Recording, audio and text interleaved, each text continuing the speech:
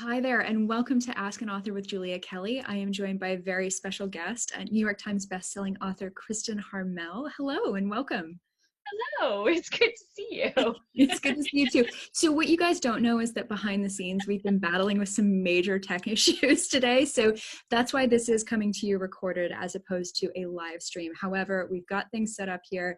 I've got questions in front of me from people coming in on Facebook. So we'll have plenty of time to do some question and answer. But first, I'd love to have you introduce your latest book and tell people a bit about the fantastic story that you've told. Yeah, absolutely. Thanks for having me, Julia. And I love how you tried to just pretend we couldn't get on when clearly we're just backstage drinking champagne and eating, Exactly. like the green room M&Ms, right? This is what the glamorous life of an author is really like.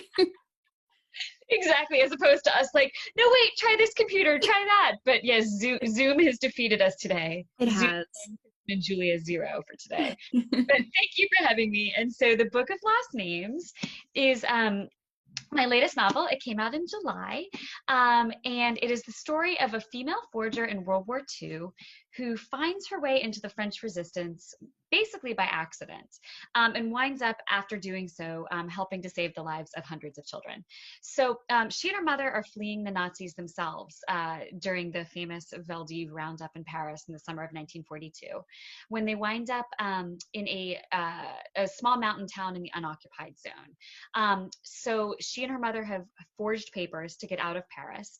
And once they get there, a priest finds out about them, that the papers don't quite add up, and approaches her to ask for help in forging papers for him, basically in return for him helping her get her father out of a detention center in Paris where he's being held. So she says yes, but soon she really falls in love with the work and with the idea of helping children, because the primary people that she's forging documents for, along with this sort of accomplished forger with a little bit of a chip on his shoulder named Remy, the main people they're forging documents for are children who are being sent basically alone out of other parts of France to hopefully escape to Switzerland. She becomes really passionate about protecting the kids. But in addition to that, she becomes passionate about preserving their real names, because a lot of them are too young to remember who they really are once their names have been changed, especially if the war goes on for a couple of years, which we know in hindsight it did.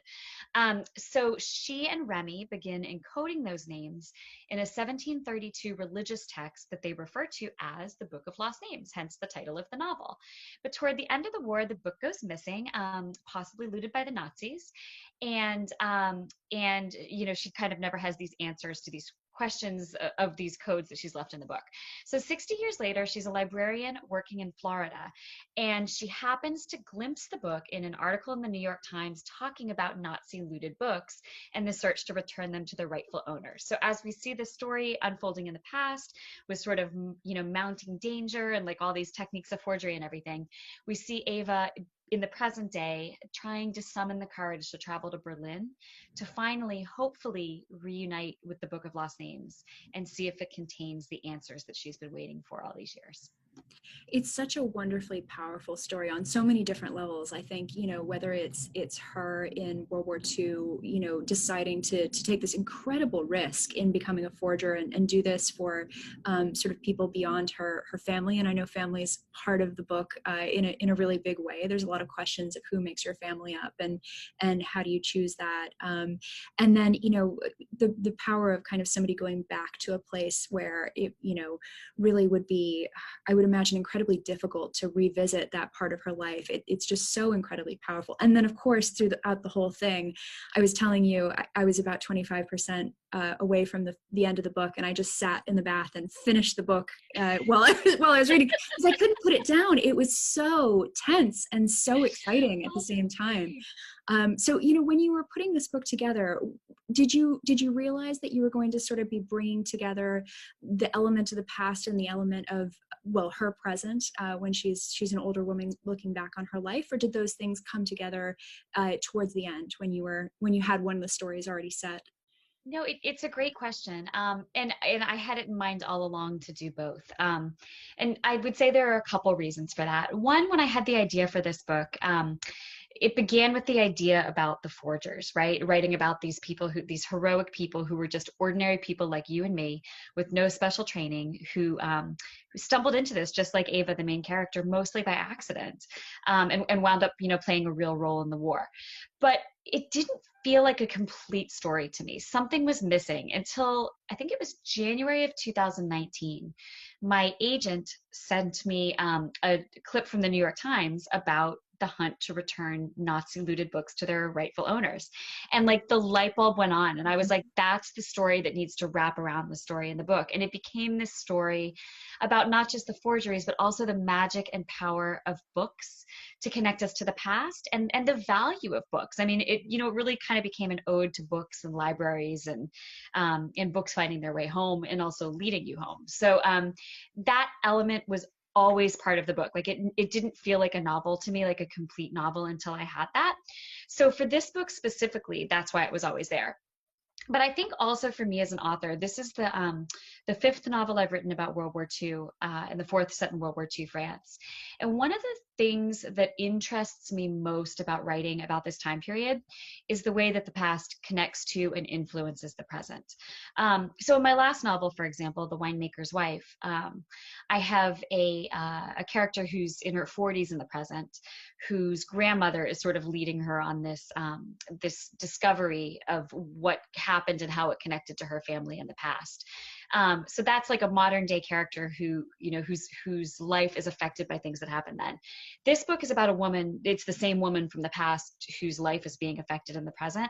And both things really fascinate me. I mean, how do you survive something as just life shattering as World War II, when people you love are killed, or when you have great regrets over things that you haven't done or that you feel like you could have done more? Like, how do you survive that, and survive into the present? Like, what does that do to you as a person? So that's always a question I like to explore. And I also, in other books, have explored how does that get passed down to future generations. So I like that. I like the psychology of that. Yeah, it's fascinating. And I think one of the things that ties so nicely in with this book is because so much of the motivation for the characters is around children, and around preserving children's past and giving them a sense of giving themselves a bit of them back through this book. Can you talk a little bit about where the idea for the Book of Lost Names came from, and what you drew on in terms of research to create that idea? Sure. So that's a great question. So at the center of the Book of Lost Names, the novel, this one, is an actual book that they call the Book of Lost Names, as I mentioned in the summary. So the Book of Lost Names within the book is a 1732 religious text in which they encode the identities of these children whose names they have changed. And the idea for that came from, I think, just sort of thinking about what would you feel your responsibility was if you were a forger and you were responsible for children. And maybe I'm thinking a lot about children because I'm a mother of a young child, and it's a horrifying thought to think that there were thousands and thousands of parents, of Jewish parents in France, who had to make that horrible decision to either keep their children with them, knowing that they were perhaps and probably headed to death, or to send off their children into the unknown, not knowing what would happen. And of course that happened all across Europe, and I mean it's horrible. Like the choices are horrible. So I think I was thinking a lot about that, and I was trying to think, what would this forger do about it? She couldn't control this awful thing that was happening to the children. She couldn't control the decisions the parents were making.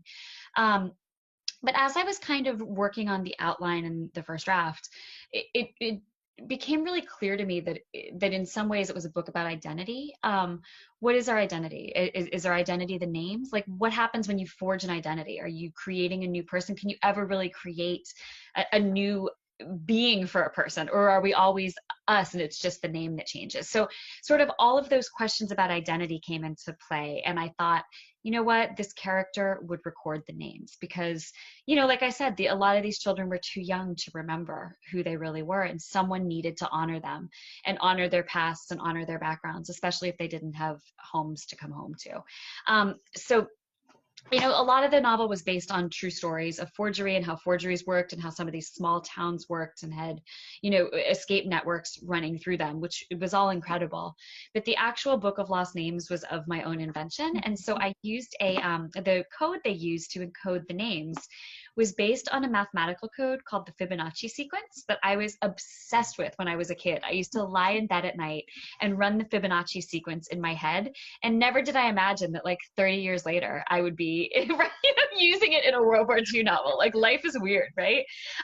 But in doing so, I actually used this real book, which is a 1732 religious text. It is written in French. It's exactly the book I described within the book. And in fact, how cool is this? It looks like, she nailed it. Like the cover designer Chelsea nailed it. Even the spines, like the spine of the book and the spine of this are very, very similar. So, fantastic. Which was so cool. But every time I mentioned the Book of Lost Names within the book, I was using real pages from this book to do the encoded names on. And yeah, like I said, this is a real 1732 religious book. And every day I was writing this novel, I touched this book as kind of like a way to connect to that past and feel like it was like my little portal into Ava's world. Like, like I'm transported to 1942 rural France. Exactly. Oh, it's wonderful that you had something that you could actually touch and feel and look at, because I know we were talking a little bit before about some of the difficulties with researching for World War II is you want to do first person interviews and things like that, but unfortunately it's not always possible now. So having something that's physical that you can connect to is wonderful. It was cool. I actually had a few other kind of cool things too. I had one of the things that's mentioned in the book. It's the Journal Officiel, which is where a lot of the forgers took their false identities from. It was really a treasure trove of identities of real people. It was a journal that listed all legal proceedings in France, and these are real journals officiels from 1944. So this one's from. So they could have been used. They could have used, right? Exactly. So like this was a connection to the past, and I also had a Nazi-issued travel permit, which was something that was stamped in Paris in December of 1940. So that's exactly the kind of thing they would have been forging. And I had a baptismal certificate from France in 1942, because that would have been something common for forgers to forge also, as particularly dealing with children who would not have had identity cards. But to prove that they were not Jewish children being transported, you would, the sort of first reaction would be to say, well, no, but of course we have this baptismal certificate. Of course they're a Christian child, Right. So, yeah. That's really interesting. Well, I always find the research process fascinating. And I know based on some of the questions I'm seeing pop up here that other people find it really interesting too. So I do want to get to some of those questions in a moment, but I would love to hear a bit more about your author's note. You mentioned that women were a really big part of the forgery network in France at the time. And I assume across other parts of Europe as well. I think sometimes, one of my big things is we don't always tell the stories of women until novelists like you and me become really interested in some of these things. So I'd love to hear a bit more about sort of women's role as forgers and what you found maybe surprising or unexpected through your research. Well, that's a great question. And it's one of the things I really respect about your work too, Julia. I mean, you really highlight these amazing sort of lost stories of women taking up work that history hadn't previously taught us to remember. Because like you said, like when you read the textbooks, it's not about, I mean, yes, we all know Rosie the Riveter, right? But like, but we feel like this is just, this image, and that it was really men doing the heavy lifting. And it was, I mean, they were at the front lines. It was, men out there in battle for the most part, but there were a lot of women doing crucial things in the war too. And it's something that I think that runs through a lot of my books. So I used to live in Paris, and I really like writing about France. And in France, as in many other countries, there just weren't men. I mean, they weren't there because they were off fighting, or they had been captured and they were in prisoner of war camps, or they had been killed. I mean, it was an entire generation of men who were just not there. And so a lot of these resistance movements that you hear about and all the things that went along with them, like forgery, like, like we talk about in the Book of Lost Names, were run largely by women, or the women were really sort of the soldiers on the ground doing the work. And I found that fascinating. And I've always found it fascinating that it's not something we hear more about, not just from a, go women standpoint, which is always important, but also from a standpoint of, 75 years ago, particularly in these countries, women were the marginalized citizens, or, were very much marginalized and not thought to be, contributing members of those societies. And they stood up and proved that wrong. I mean, they proved that wrong for all the world to see. I don't think the war would have been won without the women at home in all of those countries doing this behind the scenes work in the absence of the men. And the men, again, the men were doing important work too, but I don't know. It's an interesting thing to explore again and again. And it's a sad thought, though, to think that when that war was over, a lot of those women were relegated back into those traditional roles. And I hope that's something that we're beyond in history. I hope. Yeah, I think that although a lot of those women were relegated back into those roles, it was a lot that just you couldn't put everybody back in again. Society was completely changed, and I think it started with World War I, and then it really changes after World War II. And it is incredible to see the work that they did, and to hear. I have friends here in the UK who will casually in conversation say, "Oh yeah, my great grandmother drove an ambulance in World War II," and I kind of perk up like this, like, tell me more.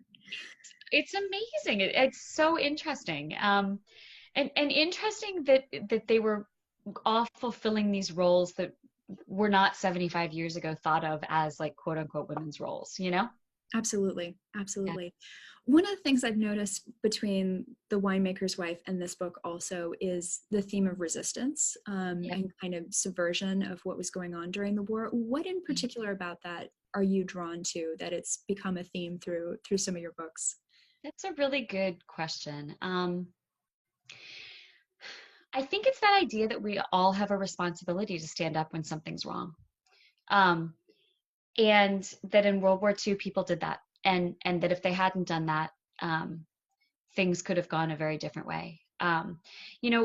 Resistance in World War II wasn't just people, hiding a few refugees or forging a few documents or putting out like resistance newsletters. Those were all very important components, but they were blowing up train lines and attacking German troops. I mean, they, like, when you really look at it, I think just ordinary citizens like you and me who put their lives on the line like that changed the tide of the war. I mean, the world could be a very different place today without that. And I think that's an important thing to keep in mind. And I don't think it's something I'm deliberately writing about, like, oh, I'm trying to drive home this message, but it's an important message. It's that when something's wrong, you got to stand up and fix it however you can. I mean, and that doesn't mean we all have to do horrible, dangerous things, but like find something you can do to make a difference. And all of those little somethings add up to the big things that change the world. So I think it's maybe just that idea of you can't stand by and let life happen to you or let life happen around you. You have to have the courage to have a voice and find your way to contribute. Does that make sense? I think it does. And I think a lot of, I never want to frame right now and what we're going through with the pandemic in any way, like World War II. They're two very different things. But I do think there is a sense of sort of doing the right thing, trying to make sure that we're doing the right thing for everybody, not just ourselves. And there's a strong strain of that. So I think maybe that's one of the reasons that people are so drawn to these books right now. And World War II has not gone away as a point of interest. I think it's also that idea that you're absolutely right. You can't compare the two time periods. I mean, what they were going through then was much darker, but this is a time of darkness in our modern history, and I think there's something reassuring about that idea that this too will pass, right? I mean, that if the world could survive World War II, we're going to survive this. But also that idea of in time, it is the times of darkness that we find the greatest lights within us, you know, that like sometimes you need that darkness to see that you have shone brightly all along. Does that make sense? And Yeah. so I think that that is something that resonates particularly now about this time period and about the kinds of books that you and I are writing, Julia. Yeah, well, I hope people find some comfort in that and some enjoyment. And I'm always hesitant to use the word escapism when it comes to World War II, but I think there is a level of nostalgia that is appealing to people Yeah. because it is something that's both fascinating and foreign at the same time, but also very familiar. There's that interesting mix with World War II. You hear so much about it and you Yeah. see so much about it in media, so it's Well, really and interesting. I think we're also more connected to it than we are to other time periods that are farther in the past. And I think that's because for many of us reading today, we have parents or grandparents or even great grandparents who were around during that war and were impacted by it and were maybe even involved in it, or you know, we're in the military or we're in Europe or yeah, I think it is in the recent enough past that there's that sense of a family connection for almost all of us to some element of the war. Absolutely. Absolutely. Well, I love the time period. I think it's endlessly fascinating, and I know you and I both are interested in continuing to Yeah. write in and around it. So so I would love to open up to some questions from people. People have been asking lots of things, really varied. So we might jump around a little bit if that's I okay. love, like, how cool is that that they're asking? We're not even there because I we're, know. you know, we got all these tech problems. They're asking questions. I love them. Thank you guys. Thank Us you, in the everyone out there trenches. who's asking these questions. Exactly. We're really grateful for this. So I think we'll go ahead and kick off with a good starter one from Susan, who asks who your favorite authors growing up were. Oh, my favorite authors growing up. That is a great question. Well, you know, I think I first really fell in love with reading. I mean, I loved, you know, being read to when I was young, but when I discovered reading myself, it was really the Bobbsey twin books, and then followed by the Nancy Drew and Hardy Boys books. Mhm. You know, and I they were stories of adventure, but I used to read the ones, and I was born in '79, so I grew up in the '80s, or you know, I was reading those in the '80s, but I was reading my mom's old books that were written like I don't know, probably the '50s or the '60s, probably I guess the '50s or before. And so in a way, I was reading. It was like reading historical fiction. I mean, maybe that was the first time that I was really realizing how interesting it was and how world expanding it was to be transported to not just a different place but a different time. Although I obviously wasn't processing that, you know, that eloquently as a 6-year-old. I'm clearly not even processing it eloquently now. Far better But than those were books I loved as a young child.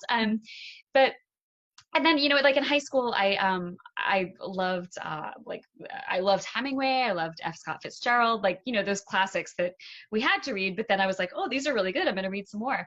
But the book that really solidified my goal of being a writer was The Diary of Anne Frank. And I know that sounds like, okay, of course every World War II writer has to say that, but it really was. And it wasn't that she was writing about World War II. It was that it was the first time I understood that that books had the power to change the world by changing the way people felt and the way people could reflect things in their hearts. And like that was world changing. Mhm.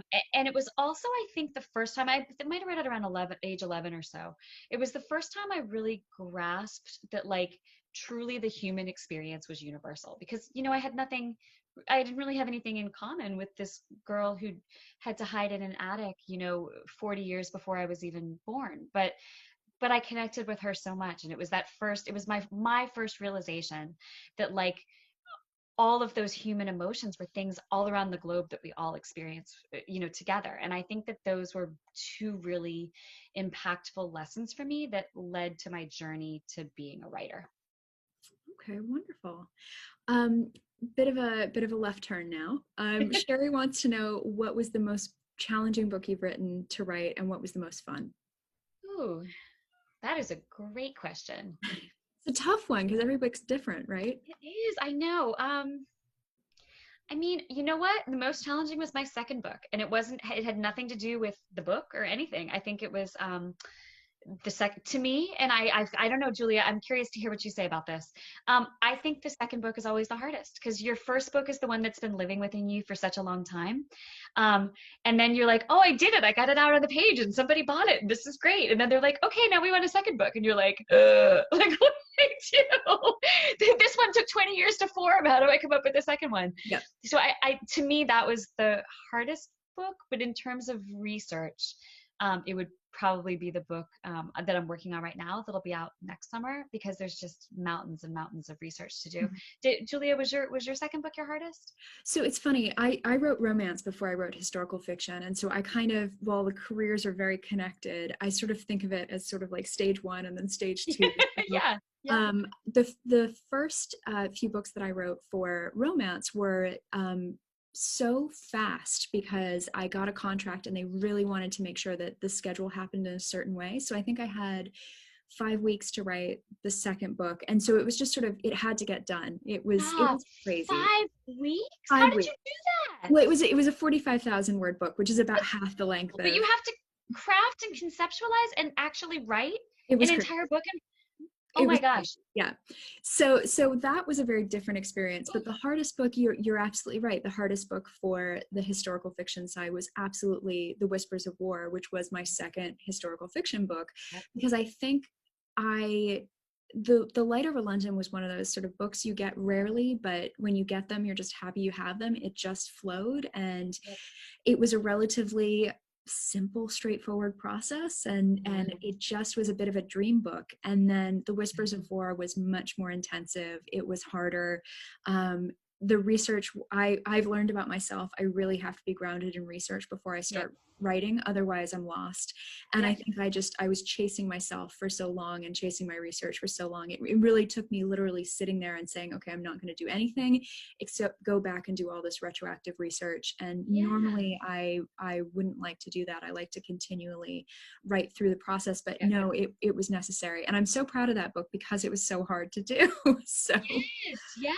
No, I completely get that. It's kind of where I am right now with the one I'm writing. I've never having written so many books about World War II, I mean, about World War II France, I'm very comfortable writing about that one, or about that country in World War II.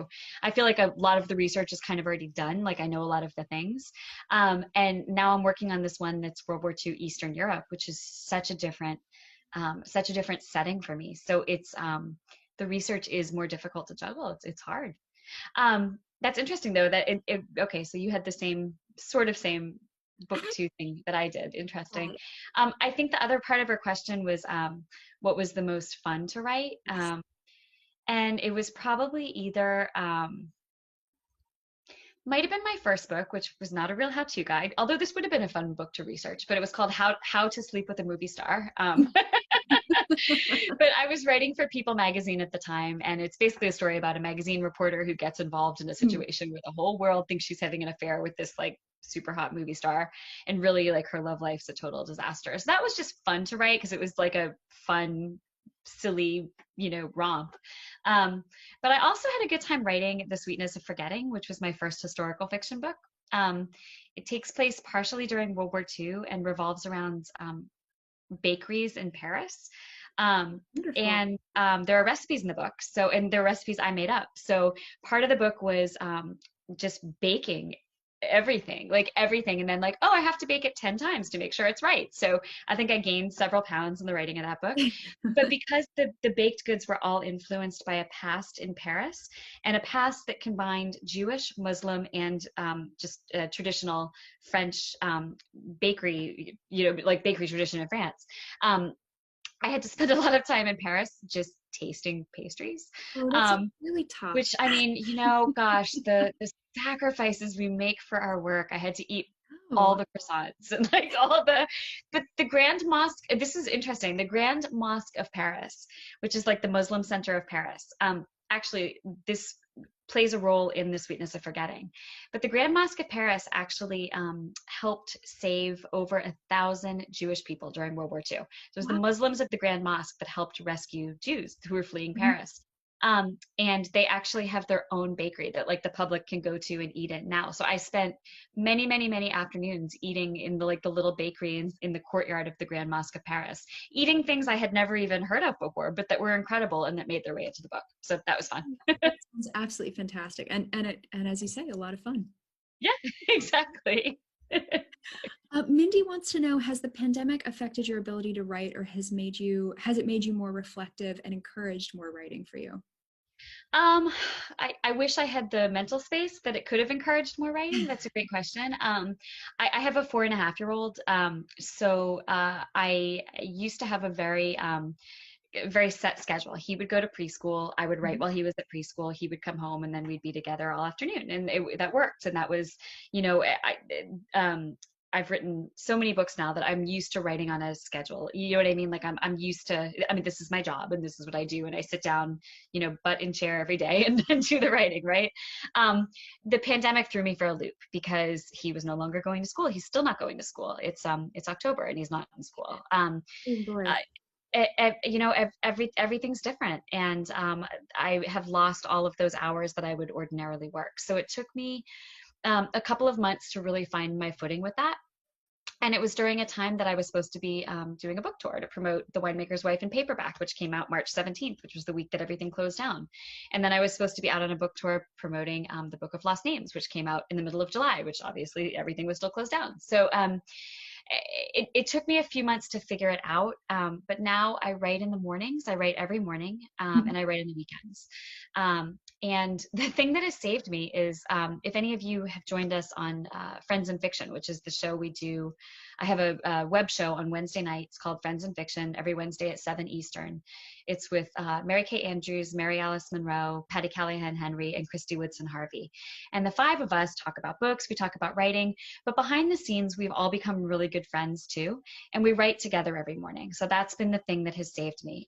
We all are at our desks by 7 a.m.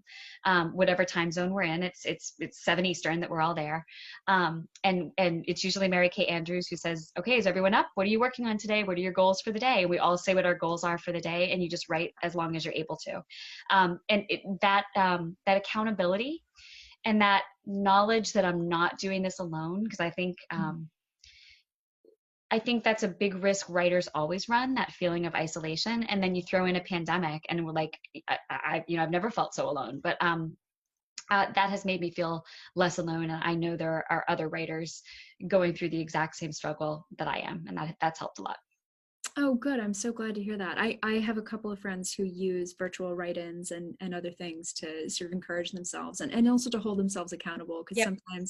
sometimes it's very easy to sort of sit at your laptop and do a bit of daydreaming or fall down a research rabbit hole when you know you probably should be writing. So But I always wind up looking for shoes, which is ridiculous. I'm not going anywhere. Like where am I wearing these nice new fall boots that I have to get? I know. I had a good excuse for it this year, where I actually have finally walked through my good fall boots. So I did have a reason to get them, but I'm with you. How many boots can one woman own? Well, also, like, seriously, that is my weakness, boots. Like, just Yeah. boots right now. I'm obsessed with boots. You guys, like, A, I'm not going anywhere. B, I live in Florida. Like, we have 3 days a year that it's appropriate to wear boots. I mean, it is literally 90 degrees outside today. Like, I would not wear my boots. You're gonna have great footwear during those 3 days where it actually ends up working out. You're totally fine. No, I can understand the pain. I think my weakness is coats. I love any form of Coats. outerwear, and I don't have enough closet space to support that. So You should see the number of coats that I have. And it's like also crazy. There's 3 days a year that it's warm enough to wear an actual coat. well, look, when you come to the UK on a stopover, when we're able to Yes. travel again to one of your Yes. research trips, then you'll have to have your coats, and then I'll have like 17 suitcases just filled with coats and boots. Like I have to wear them here. There's nowhere else to do this. Yeah. I don't see how this plan could go wrong. Exactly. But now we've put it on the record. So like when I attempt to charge Gallery Books for like my 17 checked suitcases, we're gonna have a problem. Wow, that's a really good Delete this, Julia. Is it I too know. late? This is never gonna air. I'm with you. Um, Let's see. Okay, so we do have a question about back to your books. Susan asks. She says she loved the Book of Lost Names, which shows she has great taste. Thank She you. finished it in 24 hours. She said, "What made you decide to write about lost children and the secret code that Ava and Remy used?" That's a great question, and I think I was just so blown away by the thought of those children. I mean, those just helpless children being sent on without their parents.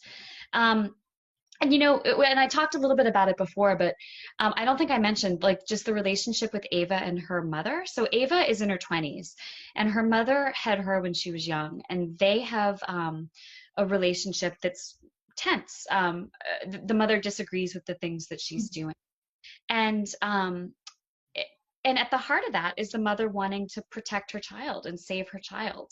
And I think maybe that was something in it for me also, is that you never stop wanting to do that. Like her mother so fiercely wanted to protect her that she became almost hateful and angry through the course of the book.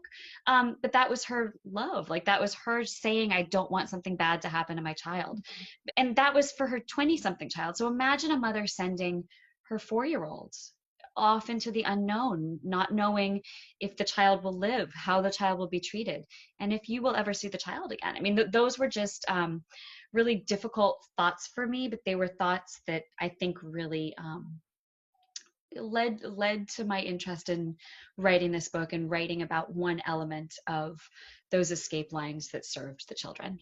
Yeah, I think what's really interesting is throughout the book you do see her mother becoming progressively more angry and hurt, but you also see moments of just vulnerability and pain, and you understand that even though it may be difficult watching this happen, because you so believe in what Ava is doing and the goodness of what she's doing, I think it also really makes you understand what maybe somebody in her mother's position might be feeling. Yeah. Well, and it's interesting because I would say the biggest complaint I've gotten about this book is like, oh, I just didn't like the mother. I couldn't stand her. But, she was real. I mean, and if everybody on the page rose to the occasion and changed and joined the fight and felt the same way, it wouldn't be a realistic book. I mean, I think people reacted in different ways when horrible things were happening. And part of it was just influenced by who and where they were in their lives. And so, I didn't like writing the mother. I didn't, I knew that she had a good heart, but I didn't like that she wasn't growing. But that was very real. I mean, there were a lot of people during that war who just, instead of moving forward, clung to the past. Mm-hmm. And I think that was a very frequent, very common reaction. I think there's something with, in my opinion, and I know people disagree with me because they have not liked this about aspects of my books, but I'm so tempted not to have everything tie up neatly in a bow Yeah. with World War II fiction, because the reality was, even when the war ended, there was a whole demob and, trying to reunite people with families and, people who had spent incredible amounts of time together, for instance, in a army unit or a gunner unit, in the case of Yeah. Light Over London, which is the book I get the most feedback about with this. Such a good book. Thank you. They didn't necessarily all know each other after the war. It was sort of a slice of their life, and so I'm always tempted to leave a little bit of roughness around the edges, so that there are some things that you step away and think not everybody is the best version of themselves, because that's a reflection of what the war was like. Well, and that's reality. In researching the book that I'm working on now, like I said, I'm writing about Eastern Europe. And some of it's based loosely on this true story of the Bielski brothers. They were a group that helped. So the Bielski brothers were Jewish themselves, and in Poland, they escaped into the woods and ultimately headed up a society of 1,200 Jews who survived in the forest. I mean, Wow. an incredible story. There's a great movie about it. This. Oh, it's so good. There's a 2008 movie called Resistance, starring Daniel Craig and Liev Schreiber, which is so good. And it's about the Bielskis. So Daniel Craig plays Tuvia Bielski, who is the leader of this group. But one of the things that's interesting about their story is he almost single-handedly saved 1,200 people, and largely like women, children, and elderly people. Like this wasn't like some just purely fighting unit where they could all defend themselves. Like he sought out the weakest and said, I will protect you. It's amazing.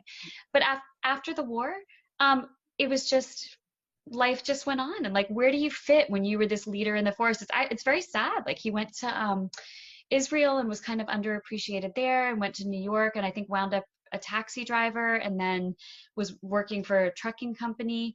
And I'm sure his home life was probably happy, but like it's just when you think about this great man who did so much, and you have to watch the movie and then keep that in mind. It's interesting because you're right. It doesn't always end happily ever after. Yeah, one of my most I would love to write a book about her, but sadly I think so many people know her that somebody is writing a book about her right now. But I find Nancy Wake fascinating. She was Oh yeah. White Mouse, the spy who kept eluding the Germans, I think first in the south of France, and then she Yep. was parachuted in and became a integral part of a resistance cell. And just the things, I mean, she truly sounds both terrifying and fascinating at the same time. Yeah, But I she agree. ended up living the last of her life in this Stafford Hotel, not very far from where I live here in London. And there's actually a bar called the American Bar with a plaque on the bar, because she used to go in and have a drink. But I don't think many people knew who she was, and there's really been this revival in sort of appreciating what these women did and what people in Yeah. resistance did, and sort of the unsung heroes of the war, the people who, as you said before, just they did what they had to do because it was the right thing Yep. to do. um, Absolutely. it's fascinating and It is. extraordinary. Must have been just such a difficult return to normalcy, though, after that. I mean, I mean, because there's really no place for a Nancy Wake in the post-war world, right? I mean, like all of the things that made her so extraordinary in the field were no longer applicable skills, right? I mean, Right. so that would have to, I mean, it's so sad when you think of it that way. Whereas they should be just, given millions of dollars and like treated like royalty for the rest of their lives for the wonderful work they did. Some of them just faded into obscurity. You're right. Yeah. And I think there's been obviously some moves to award people with, medals of freedom and various other things, Yeah. both, here in the United States and in France as well, and other Yeah. countries. Yeah. But it's fascinating that it happened so much later after the war than you would have expected, Yeah. necessarily. So yeah, it is something to think about as we read through Yeah. these books and write about them too. So Yeah. Yeah. Yeah. Exactly. Mark wants to know, what do you read outside of historical fiction? What genres? Um, that's a great question. I do primarily read historical fiction. It's what I enjoy. And, Julia, you and I were talking about this before we came on today. When you write historical fiction, you're asked to blurb a lot of historical fiction, which Yes. means that you're asked to read books that are yet to be published to give sort of an endorsement, which helps to sell the book. So I find myself reading a lot within my genre just because of that feeling that like I need to keep doing that because it's important to help other people with blurb. Plus, it's interesting to read books that are forthcoming. Those other friends and fiction authors I mentioned. Uh, uh, Tend to write Southern, really strong Yeah, Southern stories. they And do, so don't that's something they? I've really, what's that? I was just putting two and two together. I said, oh, they do, don't they? I've They just they realized. do, and they write about the South so well. Yeah. And this sounds silly because like I'm technically in the South, I'm in Florida, but like we're really just the North, like cut off and transported. You know what I mean? Like it's we- in parts of Florida, like where I live in Orlando, we don't really have that deep Southern traditional Mhm. culture. I mean, I'm sure some people do, but it's not as widespread as it would be if you lived in North Carolina or South Carolina or wherever, or Georgia. And so for me, it's an immersion into a world that I don't totally know. And I like that. It's the same thing I like about historical fiction, just being immersed in a world I don't know, that it's not that familiar to me. But yeah, I mean, I occasionally like thrillers too. I went through a phase where I read everything Patricia Cornwell had ever Yeah. touched. That was probably like 10 years ago, but I loved her. I loved her writing. It You know what? It's about good books. You know what I mean? Like if Stories. and you don't have to be writing in my genre. I don't know. I just feel like if somebody says this book was so beautifully written and will transport you, it doesn't matter what it's about. I'll give it a chance because I don't know. Stories that transport you are what I look for. How about you, Julia? Do you read something other than I historical? I read a lot of crime. So Do you? Okay. I read a lot of mystery, a lot of things where bad Yeah. things happen to people. And I think a lot of what it is it's a palate cleanser for me, Yep. because I do read so much historical fiction, which I love, and I also read quite a bit of romance. From my previous life as a romance novelist, and I love both of those genres, but I find for me a really good puzzle and a really good mystery is absolutely the most satisfying thing. And I have been rereading some of the old Hercule Poirot books recently, Oh, awesome. which has been a lot of fun. And so just kind of some of it's nostalgia for me with those sort of English, almost country house drawing room type of Yeah. mysteries. But a lot of the television I watch is also sort of police procedural crime based. My mother is a So I'm the great same. reader. Yeah, my mother's a great reader of crime fiction, and I think she would roll her eyes if I told everybody this, but I will. We have a set of bookshelves along a long hallway in my parents' house that we call Murder Hall because it's just her the murder mysteries, and it's impressive. So Murder That's Hall is much more awesome. sinister sounding than it actually is, but it does make That's it a lot of fun to just go. hilarious. I So love it. Well, and I think the nice thing about reading outside our genre too is, in a way, you learn more about how to write.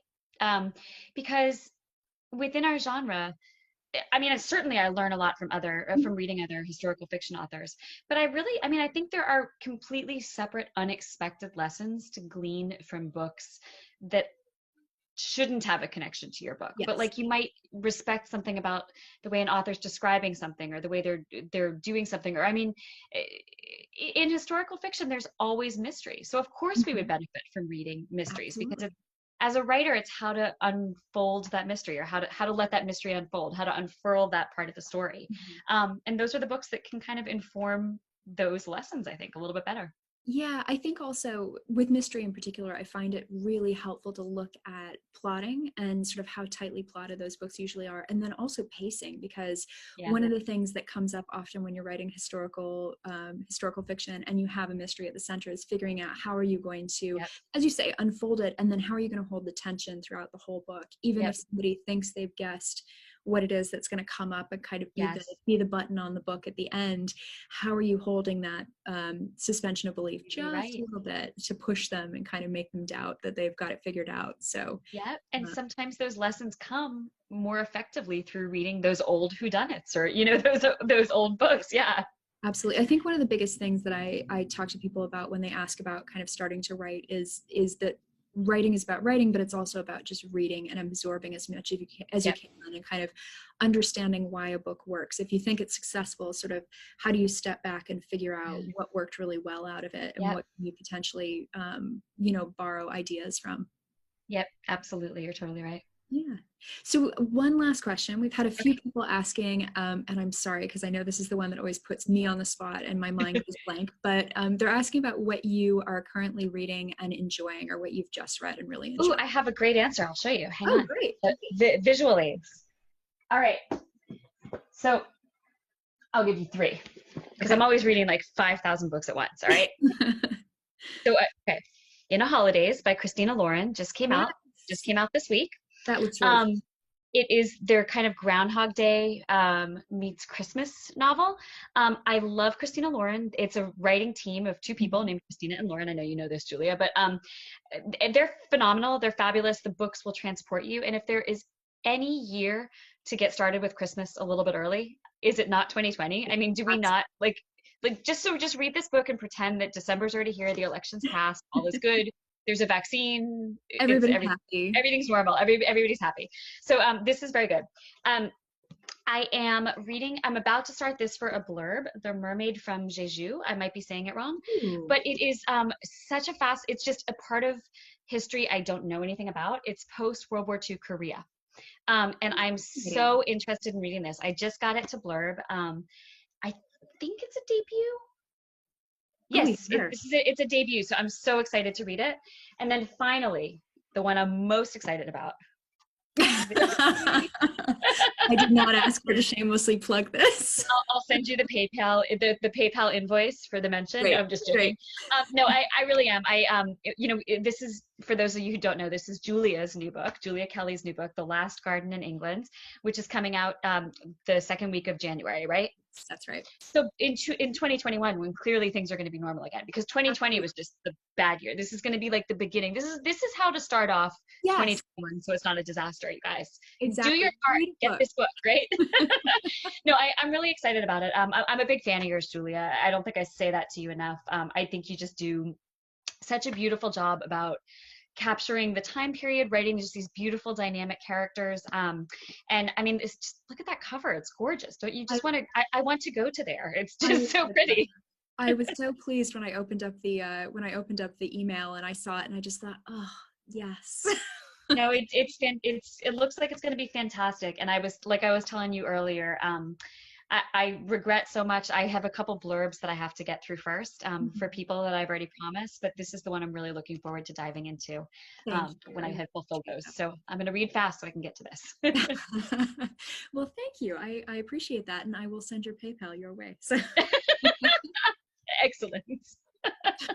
Well, in wrapping up, maybe you can just tell people a little bit about where they can find more about you, and then, your books, and obviously Friends and Fiction, I think, is something that if people haven't watched, they're absolutely going to love. So. Well, perfect. Thank you. Yeah. So if you want to find out more about me, you can find me at KristinHarmel.com, or just find me on Facebook. I'm most active on Facebook. I tweet occasionally. I post on Instagram occasionally, but Facebook is kind of where I am. But it's Kristin Harmel with an IN. I think sometimes people go to Kristin Harmel and they're like, you weren't there. No, I'm here. So it's KristinHarmel.com. Follow me on Facebook, follow me on Instagram and Twitter. You can find the Book of Lost Names pretty much anywhere books are sold right now. It's finally back in stock. It was out of stock for like a month and a half, 2 months, but you can finally actually find it, which is wonderful. And Friends and Fiction, you can find out a little bit more about us at friendsandfiction.com, which just kind of tells you a little bit about us. But if you want to join in our weekly chat or become part of our group that has almost 20,000 members now, so you can talk about books with other members, we're on Facebook, and just search for Friends and Fiction. And it's the Friends and Fiction book group that comes up that has like 20,000 members. So that's, that's the only one I ever find when I look, but just in case you stumble upon another, it's the big one. Exactly. Wonderful. Well, thank you so much for coming on. I really appreciate it. Thank you, Julia. Being the very Wait, can you tell people about pre-ordering your book? Wait, where did it go? Sure, absolutely. Yeah.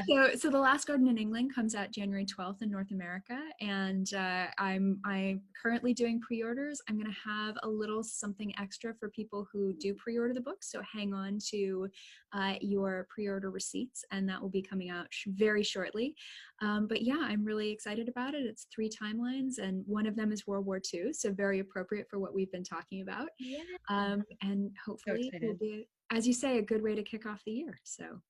Absolutely. Yes. Well, I'm excited about it. Wonderful. Well, we've got more guests coming up with Ask an Author. We have Hazel Gaynor and Fiona Davis both coming up in the next few weeks. So you can join the Facebook group if you aren't already a member, and go ahead and keep an eye out for those schedules and those events. So thank you again so much for joining me, and we'll have to do this again, hopefully with fewer technology issues next time. Exactly. Yes. Thank you, Julia, for having me. And thanks to everyone out there who asked so many great questions, even though we weren't physically there. So thanks for bearing with us regardless. Exactly. Thanks, guys, very much. Thank you.